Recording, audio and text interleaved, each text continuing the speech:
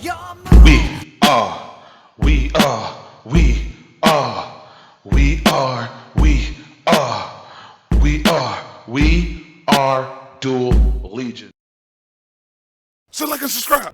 So let's jump right into it. Let's get started with the for hire deck profile. So we're going to be starting off with the monsters first. We'll be doing 3 messengers. She's basically your super extender. Not only does she has the for hire built-in effect of special summoning a monster from your hand when she's summoned to the field, but then she's allowed to special summon for hire from your graveyard as well in defensive mode. So she becomes 3 monsters on the field. So basically, she's great for extending into your link plays with just 1 card if you have your board set up correctly. We'll be running 3 swordsmen. Swordsman, he's basically your searcher, so not only does he have the built-in for hire effect initially, then when he's summoned when the monster's on the field pre-existing except for a damage step, you can search for hire monster from your deck to your hand. Pretty simple. Really good. Then we're doing 2 of our scouts, which knocks out set cards, so either front row or back row, as long as it's a set card face down, scout could take it out. Same thing with marksman, as long as it's a face up card, doesn't matter if it's front row or back row, marksman can take it out as well too. So nice board clears right there too as well. And for the last of the 2 ofs, we're doing 2 sages. Sages really broken in this deck. Not only does she boost you up by 500 for every for hire monster other than herself, so if you're running 3 and you summon her, you get 1500 life points added. She's also your spell and trap negator. So really good card on the board, just to like take control of your opponent's board really easy when she's on the field as well too. Especially when you have her with champion and your Appaloosa. So it's just really good. Moving forward into the 1 of for hire monsters we're running 1 Bravo, 1 Seal. Bravo just for the power boost, and Seal just for the bring back for hire monsters in your graveyard to your hand. Then we're doing 1 Helmsman just for the draw effect, for dropping a for hire from your hand to draw a card. So you can drop any for hire card and then draw a card. Then we're doing 1 Maverick. Great thing about Maverick is just like Wiz. Wiz boosts you up by life points. Maverick deducts life points from your opponent. So for every for hire monster you have on the field, Maverick burns your opponent 500 for each one. And then your opponent cannot target any for hire monsters on the field with card effects. So really good. Then when you couple it up with Hero's effect, when Heroes summon, you can banish from your opponent's graveyard as many cards as many for hire monsters you have on the field other than himself. And then they can't target any other card for battle other than Hero. So it just allows that battle protection, and it can take out some problematic cards from your opponent's graveyard if you're playing with cards that live in the graveyard. You know what I'm saying? And then we're doing 1 champion. Champion, you can step him up to 3 or 2. I'm running 1 just because I wanted to stick it in the 40 card range. Like I said, a lot of decks are very hard nowadays to stay within the 40 card range. For hires are one of those decks you can do that with, so I wanted to keep it 40, so I'm definitely just running 1 champion. And like I said, with Appaloosa in the extra deck as well too, I have monster negation, so I'm not really stressing too much a champion. It was Wiz with the spell and trap cards that couldn't get them really knocked out with it, so Wiz was 2, champion 1, because I have other cards that do what champion does. So that is it for the for hire monsters. We're going to be running into the hand traps now. For the hand traps, we're going to run it really streamlined. For the hand trap package, we're doing 3 blossoms. Pretty self-explanatory. Best damn hand trap in the game. Pretty much stops or interrupt your opponent's play. So you can either stop them dead in their tracks, or you can interrupt them and make them do a lesser play than what their play was going to be in the first place, and still come out on top through that play with just interruption. We're doing 1 Skullmeister. If you see my other videos, we all know I run Skullmeister because it's great against hand traps that activate their effects in the graveyard. So hand traps that it does not hit are like side frames. All the side frame hand traps, it can't hit because the side frames go to the field, not to the graveyard. Same thing with Nibiru, same thing with like Battle Fader and hand traps of that nature, because they don't go to the graveyard to activate their effects. So hand traps that do that Skullmeister is a great call by the grave to knock those cards out. It's basically a monster call by the grave. So it's like having 2 call by the graves to knock that out. Reason being, because with one DD Crow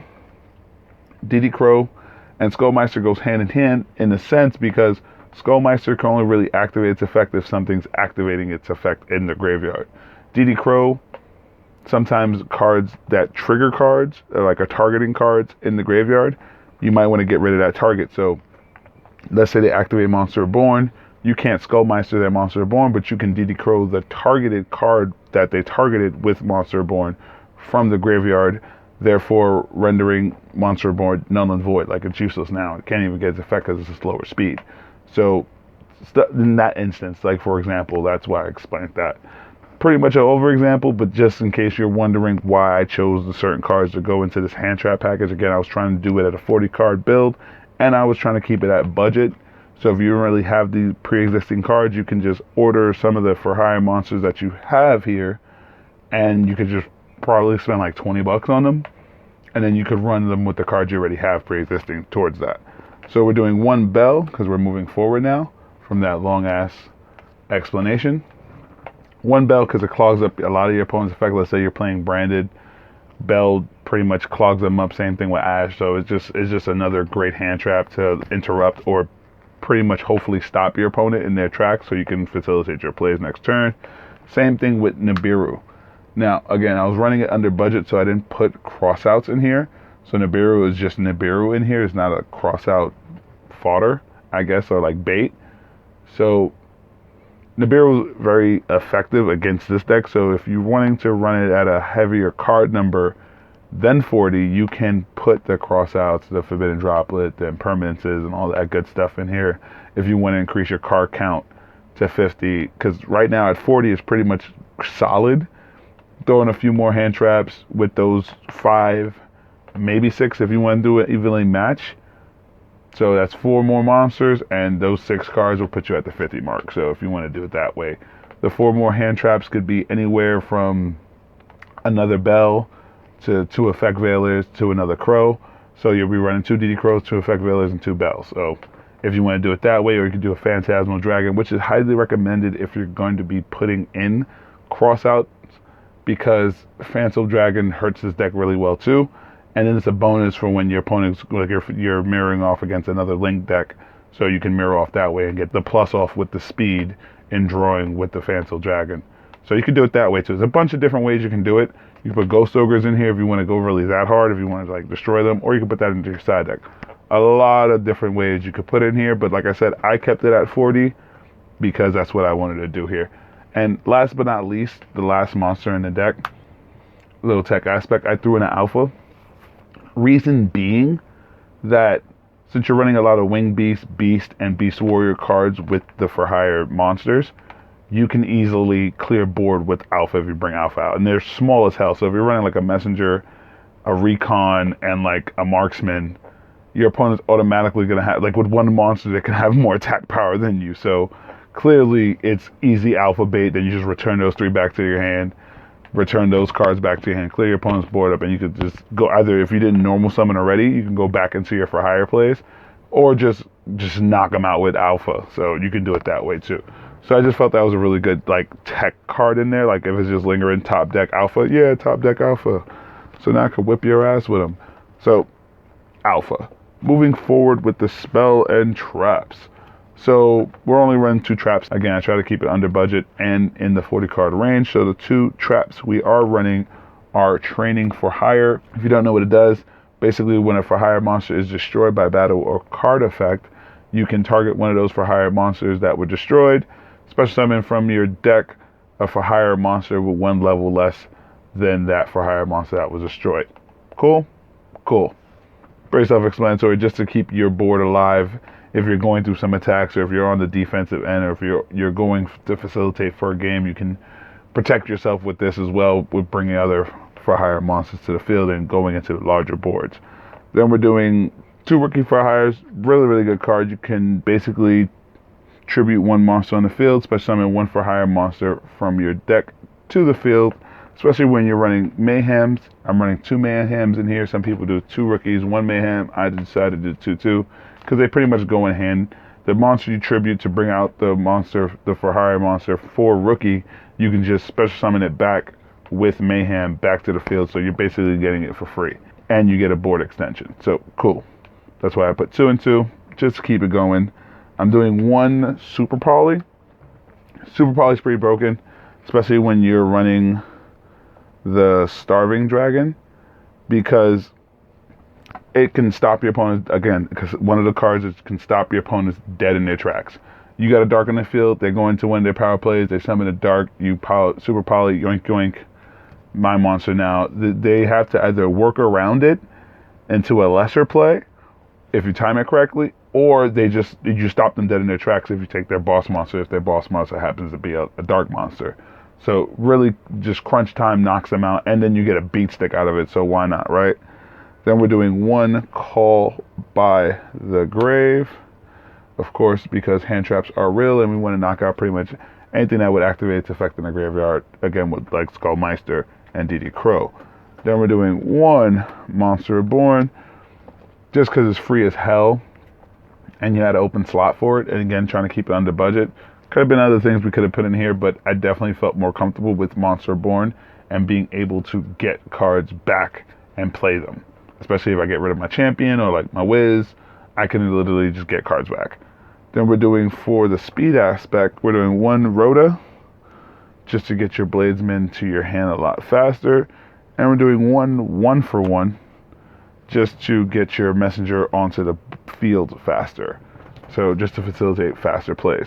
Then we're doing 1 terraforming, with last but not least 2 flying fortresses. Flying fortresses, great, because the reason why I love it is because instead of drawing, you can just bring a for hire monster from your deck to your hand, so you don't have to draw, you can just get what you want. And then 2, if you're running 5 or more for hire monsters on the field, you can send fortress to the field zone, to the graveyard, and then wipe your opponent's board. They take no damage for that turn, but if they're top decking and they only got 1 card in hand, they just did this big ass play to get this massive board and you just wipe it and then set up for negates next turn, they're gonna scoop next turn. Because let's say you put Appaloosa out with a whiz, what are they gonna do? They're top decking. They got 1 card. You can negate monster and spell and trap cards. What are they gonna do? They got 1 card. Nothing. They're gonna scoop. So it pretty much locks the board for them if you do it correctly.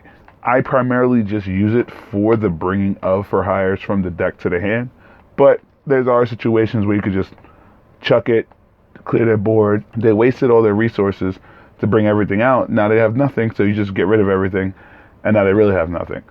Run 2 of it. Just if you do that, you can have the second one to go back into the, hey, I could just bring for hires to my deck. If you misplay and mess that play up, and it can like come back from that.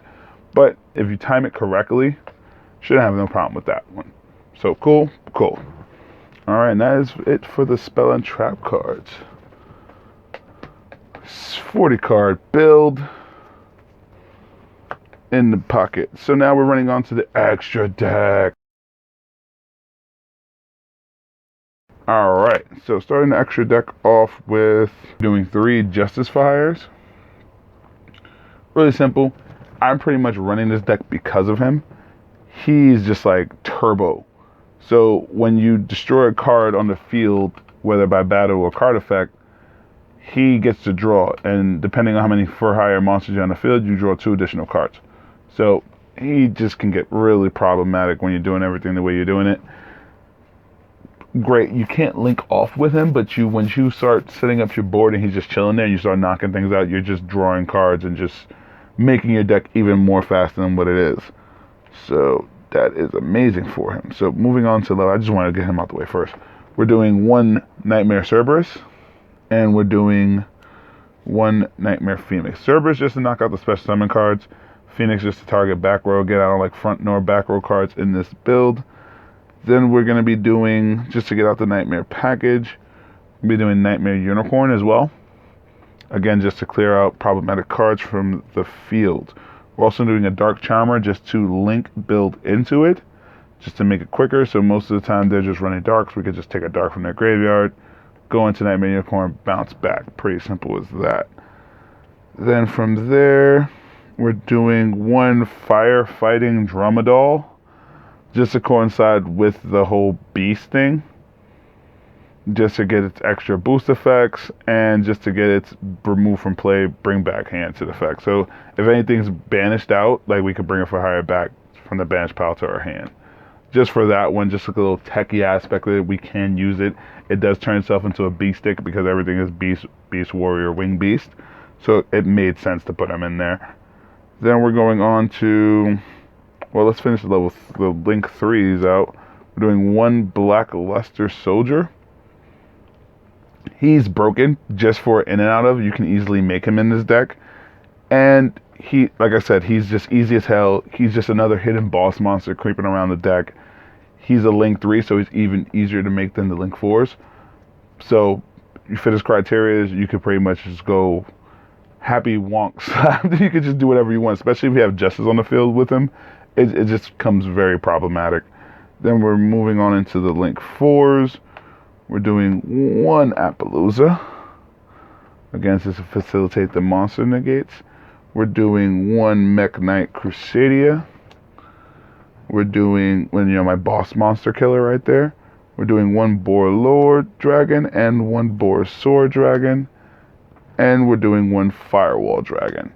Just to clear out situations, and the situation may vary on the things we want to clear out. And there is the Starving Dragon for our Super Poly play. So, that has been the extra deck, guys. This has been LegendThatSicBoy, representing Duel Legion. Hope you guys like, subscribe, ring the bell for more notifications, and I'll see you guys in the next video, alright? Peace. Me like, fuck these bitches. What the?